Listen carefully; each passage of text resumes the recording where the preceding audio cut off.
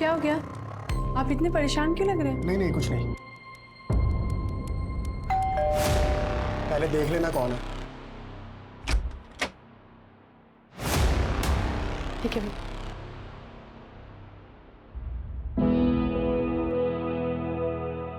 आप बताएंगे हुआ क्या है? अरे कुछ नहीं हुआ बाबा, तुम जाके खाने की तैयारी करो। सुनीता। हाँ जी। मुझे किसी काम से मुंबई जाना है, तुम फटाफट मेरा बैग तैयार कर दो। ठीक है।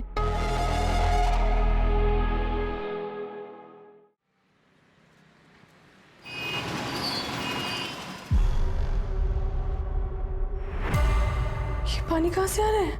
और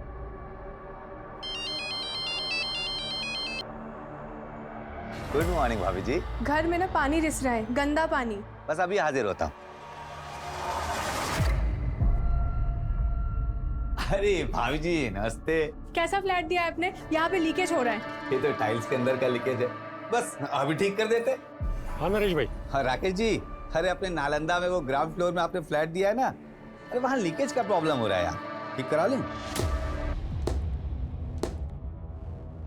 एक मैसेज आ गया, वो नई पार्टी को फ्लैट दिखाना है ना, आता हूँ भाभी जी।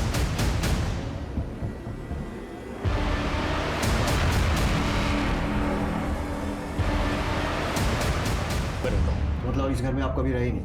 नहीं, जब नया मकान खरीदा था तब कुछ महीने रहा था। उसके बाद जॉइंट फैमिली थी, घर छोटा पड़ने लगा। उसके बाद हम बड़े घर में चले गए। तब से इस घर में किराएदारी रह रहे हैं। उन सारे किराएदारों के नाम और पते दे दीजिए। पुराने किराएदारों के नाम और नंबर कौन रखता है? अच्छा, जब आप उस घर में रह रहे थे तब किसी से कोई दुश्मनी या फिर कोई झगड़ा हुआ था? नहीं नहीं।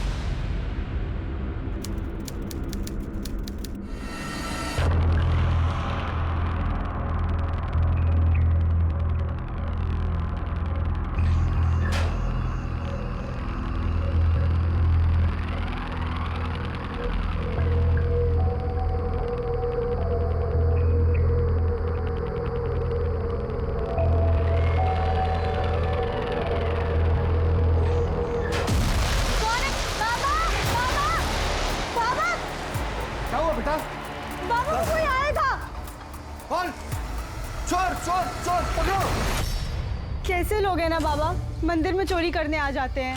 अरे बेटा, मंदिर में सैकड़ों साल पुरानी माता की मूर्ति है, साथ में ढेर सारे गहने भी हैं। जरूर वही चुराने आया होगा। वो तो अच्छा हुआ कि तूने आज मंदिर की लाज रख ली।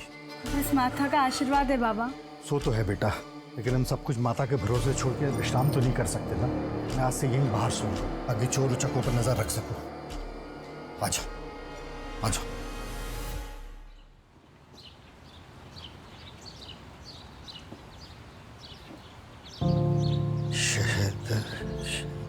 बेटा शहद देखा क्या? अरे बाबा, ये क्या कर रहे हैं? पहले तो दूध से अभिषेक, फिर शहद और फिर जल से अभिषेक।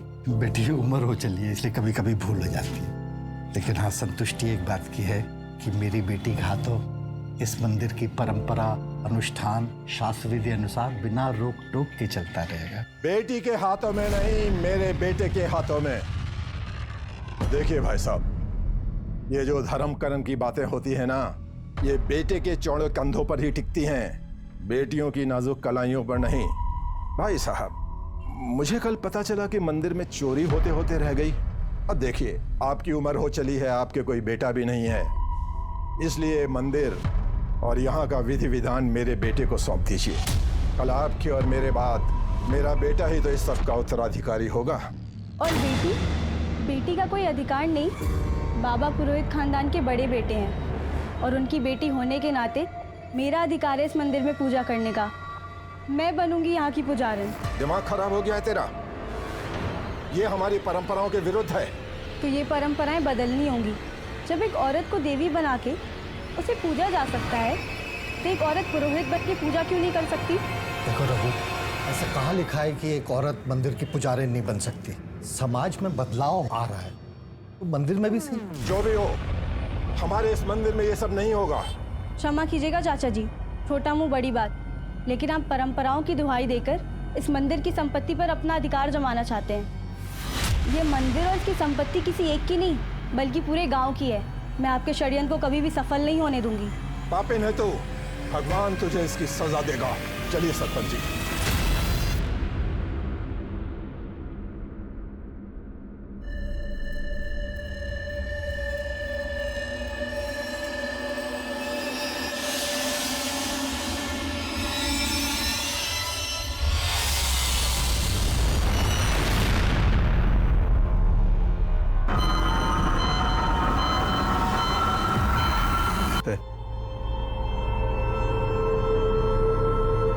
यशस्वी भव। बेटा ये बालों में क्या लगाया है? अरे ये तो जटा है। जटा? पता नहीं बाबा, कब से तेल लगा के सुलझा रही हूँ पर ये सुलझ ही नहीं रही है। और ये सुलझेगी भी नहीं। ये जटा है, जटा देवी माता का संकेत है। संकेत? कैसा संकेत? भाई साहब इतने भोले भी मत बनिए। बालों में जटा होने का मतलब होता है कि देवी ने संकेत दिया है कि ये लड़की देवी के मंदिर में दासी और सेविका बनकर रहेगी, पुजारन बनकर नहीं। नहीं नहीं, किसी ने जानबूझ के कुछ लगा दिया होगा। कल तो बालों में कोई जटा नहीं थी। देखो सरपंच जी, भाई साहब ने तो देवी के संकेत को मानने से मना कर दिया। अगर आप भी देवी के संकेत को मानने से मना कर देंगे तो जानते हैं क्या होगा? प्रलय हो जाएगी गांव में, देवी का कोप हो जाएगा, खेत खलियान जल जाएंगे, नदी नाले सूख जाएंगे, सब कुछ नष्ट हो जाएगा देवी के श्राप से। आप सही कह रहे हैं। सुना भाई साहब, अब अगली पूर्णमासी के दिन आपको अपनी बेटी का इस गांव के मंदिर को दान करना होगा। ये सब अंधविश्वास है सरपंच जी। सरपंच जी आप ही न्याय कीजिए। पुजारी जी, अब रचना को इस मंदिर की सेविका और इस गांव की दासी बनकर ही रहना होगा। यही हमारा फैसला है। सरपंच साहब, सरपंच साहब, सरपंच साहब सुनिए।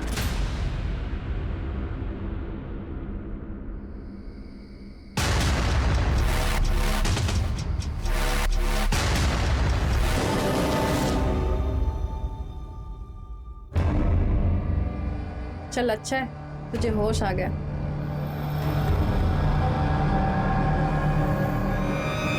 मंदिर की पुजारन बनने के सपने देखने वाली रचना को षड्यंत्रकारियों ने ऐसी जगह पहुंचाया था जहां औरत को इंसान नहीं, भोगने वाली वस्तु माना जाता है। क्या उसके संघर्षों का अंत हो चुका था या एक नए संघर्ष की शुरुआत हुई थी? और सबसे बड़ा सवाल ये था कि शहर के रिहायशी इलाके के घर में मिले कंकालों का इनसे क्या संबंध था? ऐसे कई सवालों का जवाब मिलना अभी बाकी था। सर ये वही कॉन्ट्रैक्टर है जो उस फ्लैट में काम कर रहे थे। मुझे नरेश ने बहुत मारा था। ये देखिए। क्यों? सर वो कह रहा था कि वो खुदाई में कंकाल मिला तो पुलिस को बताने की क्या जरूरत थी? पुलिस को बताने की क्या जरूरत? मिट्टी डाल के उसके ऊपर टाइल्स लगवा के मामला रफा दफा नहीं कर सकता था?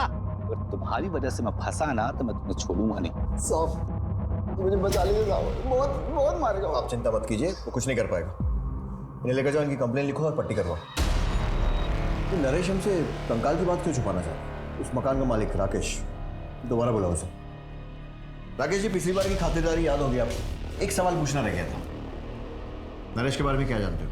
सर उस एरिया में नरेश की बहुत चलती है। सारे फ्लैट किराए पे वही देता है और कोई भी उसके मार्केट में घुसने की कोशिश करता है तो बखेड़ा खड़ा कर देता है सर। और तो और पुराना किराएदार जाने के बाद नया किराएदार आने तक चाबी नरेश के पास ही रहती थी। हाँ साहब, नरेश दिल का काला और नाड़े का ढीला आदमी है। खाली फ्लैट में लड़कियों को बुलाता रहता है। दबंग है, इसलिए उसे कोई कुछ बोलता ही नहीं। कब से काम कर रहे हो यहाँ? साहब 4-5 साल हो गए। कुछ और पता चले तो बताना। जी साहब। सुनिए जी चाबी। Oh thank you.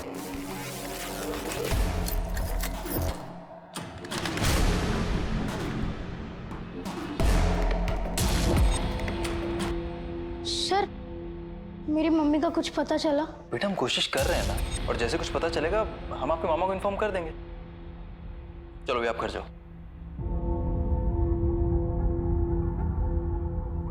सर ये बच्चा बार बार आकर अपने माँ के बारे में पूछते रहता है। उनके मामा से कहा लेकिन कुछ भी फायदा नहीं हुआ। एक आध बार उस एरिया में जाके देखते जहाँ पे इसकी माँ गुम हो गई है। लेकिन वो एरिया तो कुंज विहार की हद में आता है ना, तो हम इतनी मगजमारी क्यों करें? और वैसे भी एक बच्चे की कंप्लेंट पर कितना नाचेंगे हम? नहीं सर, नहीं सर। कंकाल की बात क्यों छुपाना चाह रहा था? बोल। नहीं सर, ऐसा कुछ नहीं है सर। तो फिर कॉन्ट्रैक्टर को क्यों मारा? बोल। सर वो मेरा धंधा खराब कर रहा था, उसकी वजह से उस फ्लैट में तो क्या पूरी बिल्डिंग में कोई किराए के लिए तैयार नहीं हो रहा था। तो तेरे लिए तो अच्छा ही था ना, और लड़कियां लेकर जाता वहाँ, जैसे उस ग्राउंड फ्लोर फ्लैट में लेकर जाता था। बता, किस किस लड़की को वहाँ मार के दफनाया? बोल। सर, मैं मानता हूँ कि मैं वहाँ लड़कियों को लेकर जाता था, लेकिन मैंने किसी को मारा नहीं सर। मैं तो वहाँ थोड़े समय के लिए जाता था। तो वहाँ जितने भी लोग लंबे समय के लिए रहते थे, मुझे उनकी पूरी डिटेल्स चाहिए। सब मुंह ज़बानी तो याद नहीं है, ऑफिस के रिकॉर्ड में सब लिखा है। इसके साथ इसके ऑफिस जाओ और पूरी लिस्ट लेकर आओ। चलो। अभी का किराएदार मुंबई से कब आ रहा है, पता करो। सब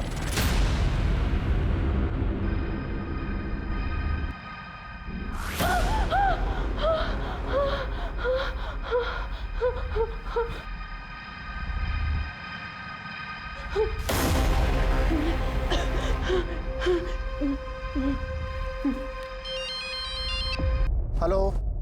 हेलो, मुझे बहुत डर लग रहा है। आप कब आ रहे हो? तू टेंशन मत ले, मैं कल सुबह की पहली फ्लाइट पकड़ते ही आ रहा हूँ भोपाल।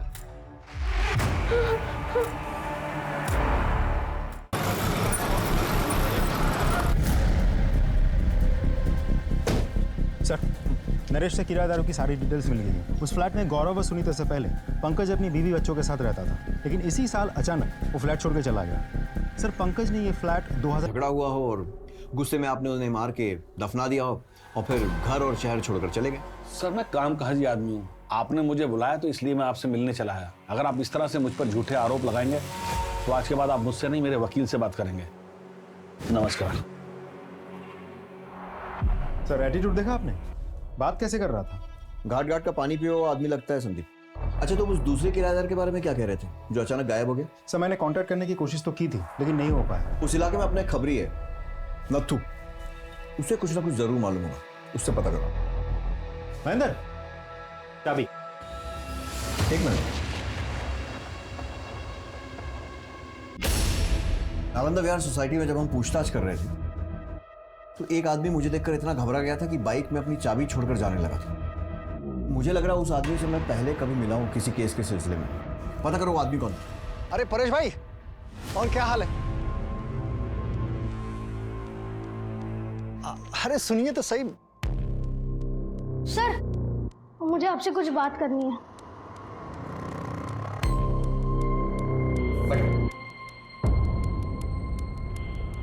बोलो बेटा। सर, मेरी माँ खो गई है।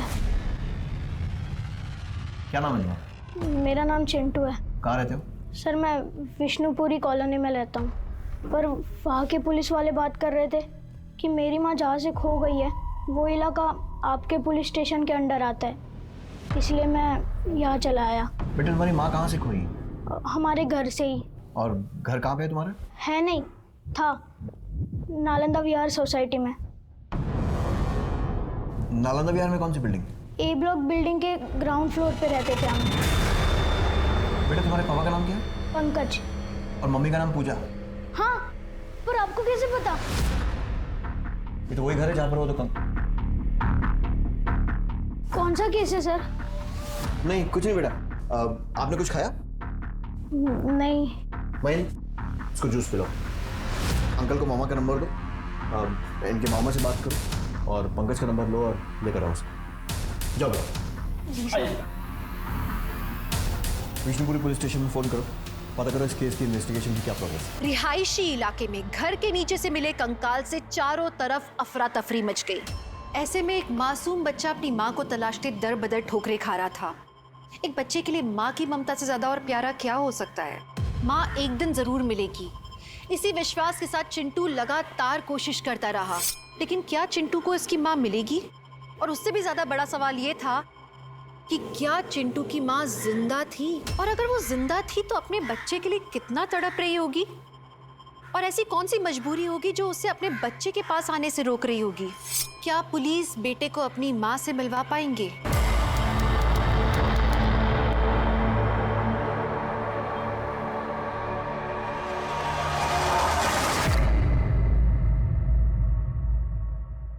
चमक छल्लो, क्या नाम है तेरा? मुमताज। आहा, चल ताजमहल बनाते हैं। रोकड़ा है? कितनी लेगी? 3000। 3000 तो बहुत है रे। अबे झंडू, ताजमहल बनाने की बात करता है और तेरे पास 3000 भी नहीं है। चल निकल यहाँ से। अरे नाराज क्यों हो रही है? चल 1000 देता हूँ। मैं क्या तुझे 1000 वाली लगती हूँ? एक बार सही से देख तो मुझे। 3000 लेती हूँ, लेकिन मजा 30,000 का देती हूँ। तो 1000 लेके 10,000 का मजा देना, मुझे चलेगा। अबे झुमरू, निकल यहाँ से। बड़ा आया, 1000 रुपए में ताजमहल बनाएगा। जा यहाँ से।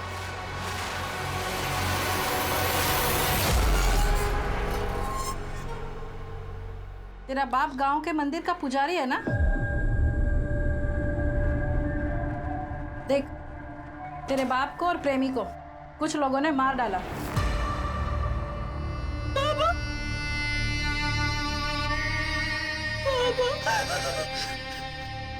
देख, तेरे जैसी अनाथ नौजवान लड़की को दुनिया वाले नोच खाएंगे।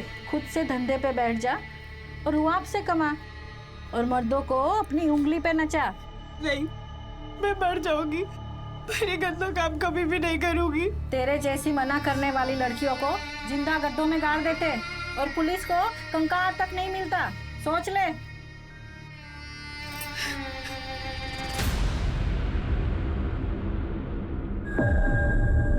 कितना लेगी? 5000। उस दिन तो 3000 में आई थी। तो उस दिन बाइक पे आया था ना, आज कार में आया है, इसलिए 5000। चल ठीक है, आप बैठ।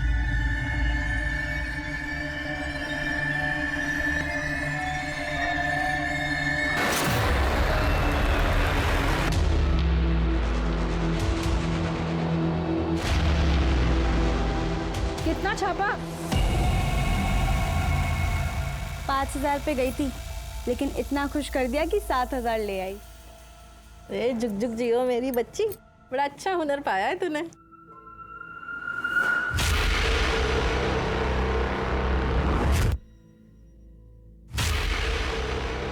ऐसा कैसे हो सकता है?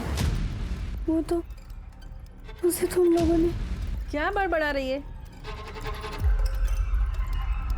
देख, तेरा पुराना सेठ आ गया। इस समय? अरे बीवी से झगड़ा हुआ होगा, तेरे पास आके दिल हल्का करेगा। जा, क्या बात है? जाके सेठ का दिल बहला।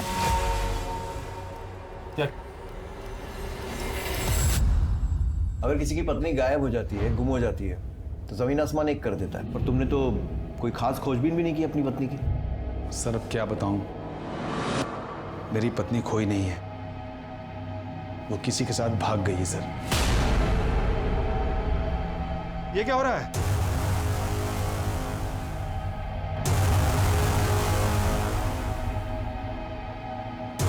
पूजा, ये क्या हो रहा था?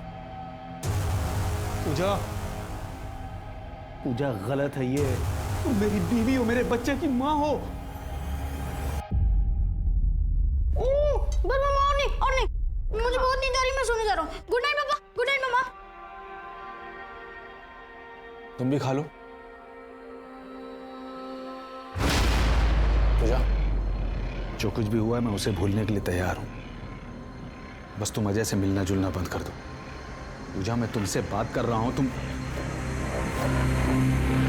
देखो, हम लोग एक नई शुरुआत करते हैं, दूसरे शहर में जाकर रहते हैं।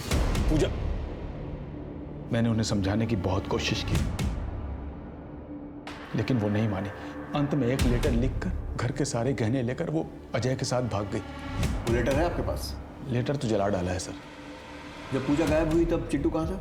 अपने मामा के यहाँ था सर।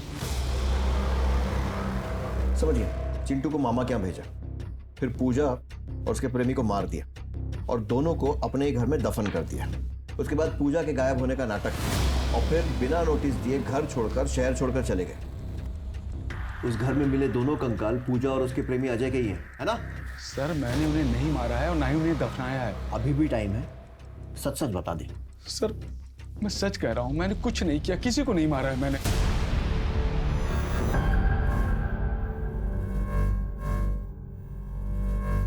लगता है इन्हें किसी बात का गहरा सदमा लगा है।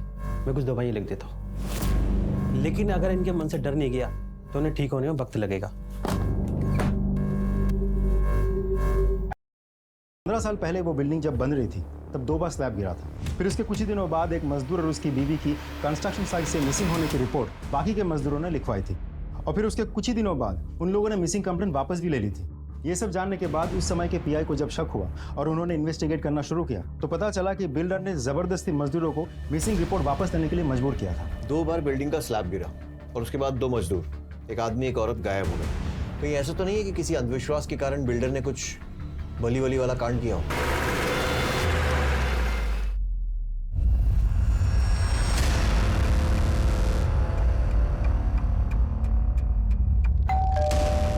नालंदा सोसाइटी, वो बिल्डिंग आपने ही बनवाई थी ना?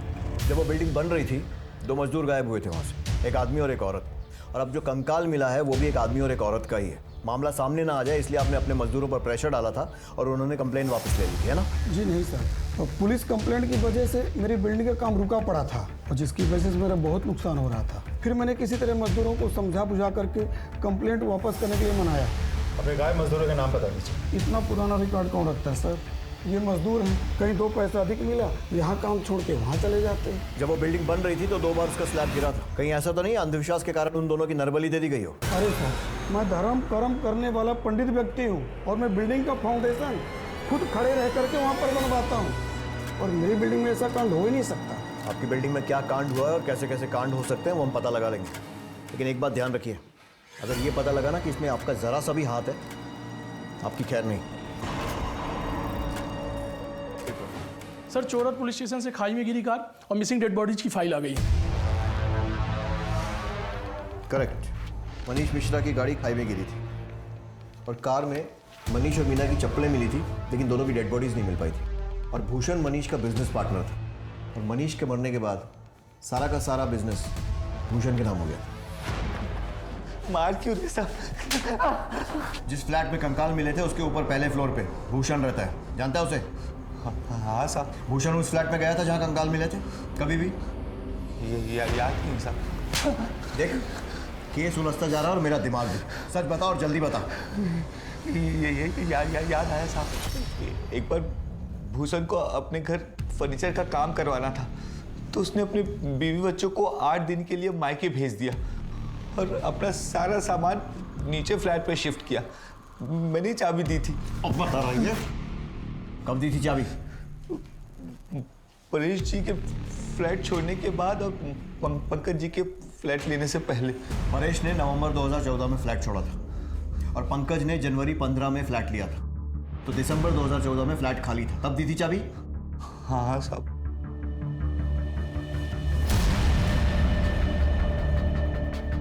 मनीष और मीना मिश्रा की गाड़ी भी दिसंबर 2014 में ही खाई में गिरी थी। टाइम तो मैच हो रहा है। सर, हो सकता है भूषण ने ही मनीष और उसकी बीवी को मार के उस फ्लैट में दफना दिया।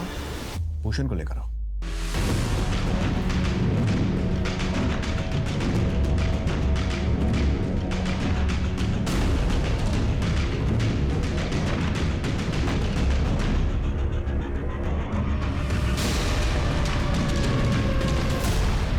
सर, बस भूषण बिना किसी को कुछ कहे गायब हो गया। उसका फोन भी स्विच ऑफ आ रहा है। ये भूषण उन कंकालों के बारे में कुछ ना कुछ तो जरूर जानता है। अपने सारे खबरियों को एक्टिवेट करो और सारी पुलिस थानों में उसकी फोटो भेजो और उसका मोबाइल भी सर्वेलेंस पे डालो। सर। हेलो, जय हिंद सर, आपके एरिया पे बाईपास रोड पर एक डेड बॉडी मिली है। क्या? मेरे ही गांव का था। आप जानती हैं वो कौन था? यहाँ पे आने वाला कोई भी इंसान अपना सही नाम नहीं बताता, पर हाँ, वो अपना नंबर देके गया है ताकि वो दूसरी बार आए तो एडवांस बुकिंग कर सके। रुक, मैं तुझे नंबर देती हूँ। जा।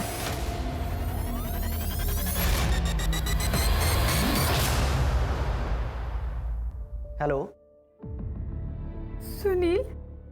रचना। सुनील, तुम जिंदा हो? मुझे लगा तुम्हें तो डकैतों ने। मुझे तुम्हारे प्यार और दुआओं ने बचा लिया रचना। तुम कहाँ हो सुनील? मैं तुमसे मिलना चाहती हूँ। मैं भी तुमसे मिलना चाहता हूँ। तुम जल्दी आ जाओ, मैं तुम्हें अभी एड्रेस मैसेज कर रहा हूँ। हो गई बात तेरे गांव वाले से? सर, कमलेश का मोबाइल लोकेशन इसी एरिया में नजर है। सर, बॉडी तो बहुत बुरी तरह से जल चुकी है। ये तो गौरव की आईडी है।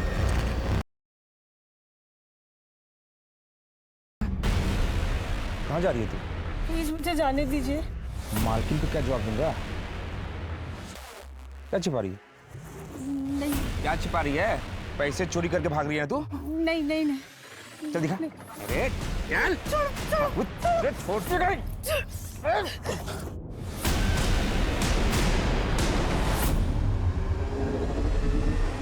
ये चोरी करके भाग रही है।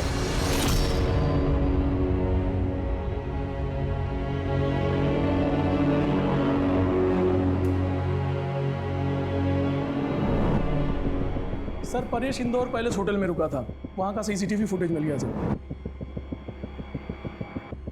परेश इस आदमी के साथ बाहर निकला और उसके बाद परेश का मर्डर हो गया।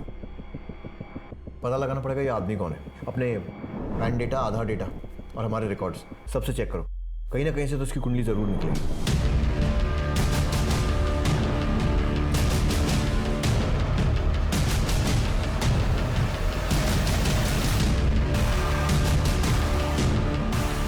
इसे पहचानते हो? हाँ सर, ये तो कमलेश है। कहाँ रहता है ये कमलेश? यही पुरानी मंदिर के पीछे वाली गली में।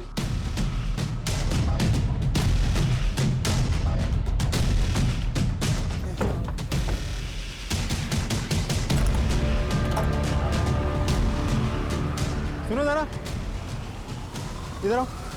जी, कमलेश इधर रहता है? हाँ। घर पे तो ताला लगा हुआ है, कहाँ गया वो? नहीं पता। नंबर है उसका? हाँ सर। नंबर ले लो। Okay sir.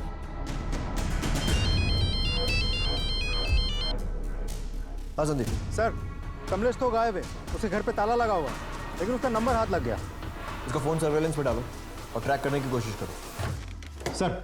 हाँ संदीप। कमलेश का नंबर ट्रैकिंग पे डाल दिया है। कंट्रोल रूम बहुत जल्द उसका लाइव लोकेशन हमें अपडेट करेगा।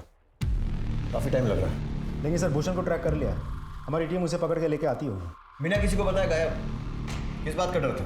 हमारी पूछताछ का? मैंने लोन लिया था और साहूकार मुझे परेशान कर रहे थे, तो मैं अपने दोस्त के घर चला गया था और सर मैंने अपना फ़ोन बंद कर लिया था। मैंने सोचा सर सब कुछ ठीक होगा और पैसों की जुगाड़ होगी तो मैं वापस आ जाऊंगा। दिसंबर 2014 में तेरे पार्टनर मनीष की गाड़ी खाई में गिरी, लेकिन उसकी और उसकी बीवी की डेड बॉडी नहीं मिली, सिर्फ कार मिली। और दिसंबर 2014 में ही तूने अपने बीवी बच्चों को बाहर भेजकर फर्नीचर बनाने के बहाने अपना सारा सामान नीचे वाले फ्लैट में शिफ्ट किया। तूने मनीष और मीना को मारा और उसके बाद उन्हें उस फ्लैट में दफनाया। देखिए सर, मैं आपसे बोल चुका हूँ, ना मैंने मनीष को मारा और ना ही मैंने मीना को मारा सर। सर मेरी बात सुनिए सर, एक बात बताइए, मैं आपसे क्यों झूठ बोलूंगा? सर मैं सच बोल रहा हूँ, मैंने मनीष मीना को नहीं मारा और ना ही मैंने उस फ्लैट में उनको दफनाया। मेरी बात पे यकीन कीजिए सर, प्लीज। सर, कमलेश का नंबर ट्रैक हो।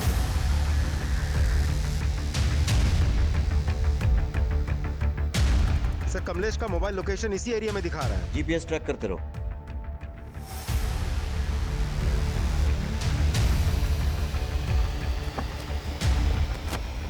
सर, लोकेशन तो यहीं कहीं दिखा रहा है।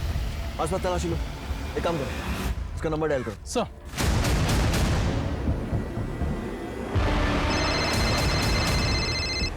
आवाज आ रही है सर। सर उस तरफ से आवाज आ रही है। प्यारा कोई एक ही है। सर हो सकता है गौरव और कमलेश की लाइफ से हमें कोई सुराग मिल जाए। इन दोनों के फोटोज सारे पुलिस स्टेशन में सर्कुलेट करवाओ और डिटेल्स निकालो। पहले परेश और उसके बाद गौरव की हत्या ने एक नया सवाल खड़ा कर दिया था कि क्या कंकालों से जुड़ा कोई शख्स इन दोनों की हत्या का जिम्मेदार है, और अगर है तो उसकी वजह क्या है? गौरव की किसी से कोई दुश्मनी थी या फिर किसी ने कोई धमकी वगैरह दी हो? वो एक दिन अचानक मार्केट से घबराए हुए घर आए थे। क्या हो गया? आप इतने परेशान क्यों लग रहे हैं? नहीं कुछ नहीं। मैंने पूछा भी था, लेकिन उन्होंने कुछ जवाब नहीं दिया। उनकी फैमिली में और कौन कौन है? कोई नहीं है सर, वो अनाथ थे। बचपन में ही उनके माता पिता का स्वर्गवास हो गया था। उन्होंने बोला था कि किसी अनाथ आश्रम में वो पले बड़े हैं। उस अनाथ आश्रम का नाम मालूम है आपको? नहीं पता सर। देखिए, गौरव की बॉडी हम आपको पोस्टमार्टम के बाद ही दे पाएंगे, अभी आप जा सकते हैं। पता करो कि गौरव कौन से अनाथ आश्रम में था, क्योंकि अगर वो वहां था तो गवर्नमेंट एजेंसीज के पास उसके सारे रिकॉर्ड्स हैं। हेलो, क्या? ठीक सर, एक इंटरेस्टिंग इंफॉर्मेशन हाथ लगी है।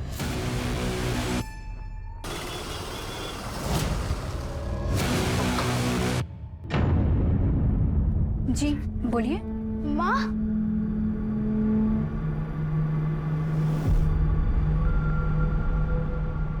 I am sorry. माँ,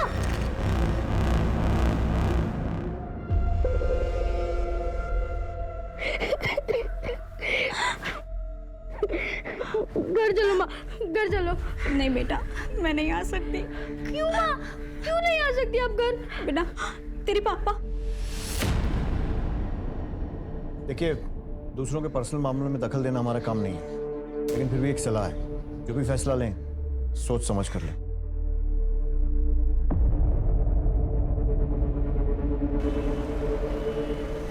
सर गौरव की फोटो हूबहू एक आदमी से मिलती है जो 6 साल जेल काट चुका है, लेकिन जेल रिकॉर्ड्स में उसका नाम प्रसाद है। प्रसाद कौन सी जेल से छूटा? भोपाल सेंट्रल जेल में था सर, और पिछले महीने ही छूटा। कुंडली निकालो इसकी। गौरव से आपकी शादी कब हुई थी? सर 2 महीने पहले। लव मैरिज थी या अरेंज? अरेंज। बता सकती हैं शादी फिक्स किसने करवाई थी? सब मैं गरीब परिवार की लड़की हूँ। गांव के पुजारी राघु चाचा ने हमारी शादी तय की थी।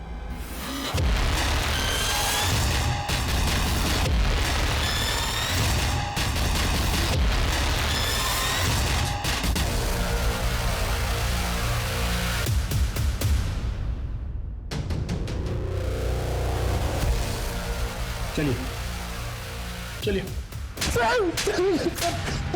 चल शुरू हो जाए। बताता हूँ सर, बताता हूँ मैं। सर मेरे और मेरे पिता की मंदिर की संपत्ति पर काफ़ी सालों से नज़र थी। मेरे ताऊ और उनकी बेटी हमारे रास्ते का रोड़ा बनी हुई थी।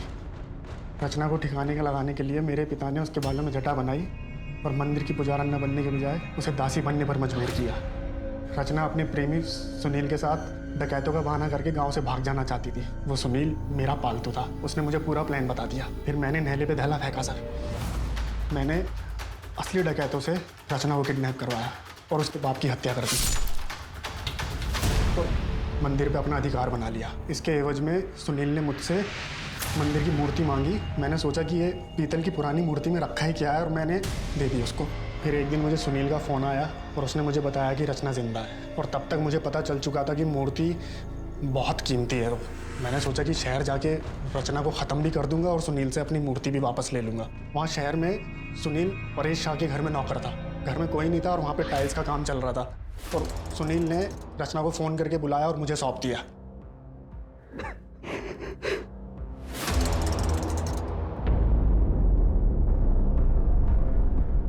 प्रसाद, तुम यहाँ? तुझे अपने रास्ते से हटाने का अधूरा काम पूरा करने आया हूँ। तुमने इसे यहाँ बुलाया जिससे मैंने इतना प्यार किया? मुझे तुम्हारी शक्ल भी नहीं देखनी है। तुझे इतनी आसानी से नहीं छोड़ूंगा। जहाँ तेरे बाप को भेजा, आज तुझे वहीं भेज रहा हूँ।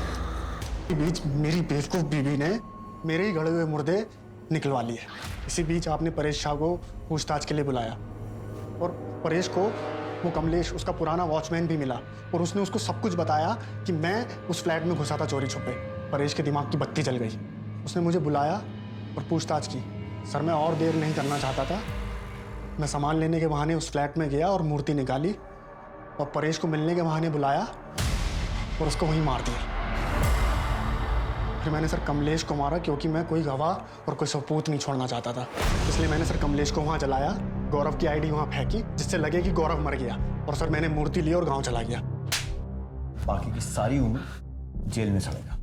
कर दो सर। रचना के साथ जो हुआ वो हमारे समाज की पिछड़ी हुई मानसिकता को प्रदर्शित करता है। रचना ने एक बड़ा सपना देखा, मंदिर की पुजारन बनने का, देवी माता की सेवा करने का, पर उसका ये सपना मंदिर की संपत्ति पर नजर गड़ाए लोगों को रास ना आया। उन्होंने रचना को जिस्म फरोशी के कीचड़ में धकेल दिया। कागा सब तन खाइयो, चुन चुन खाइयो मांस, बस ये 2 नैना मत खाइयो, इन्हें पिया मिलन की आस। रचना की हिम्मत जैसे पूरी तरह से टूट चुकी थी, लेकिन अपने पुराने प्यार से मिलने की उम्मीद ने उसमें एक नए जोश का संचालन किया। जिस्म फरोशी के धंधे से छुटकारा पाकर पहुंच गई सुनीता अपने सुनील के पास।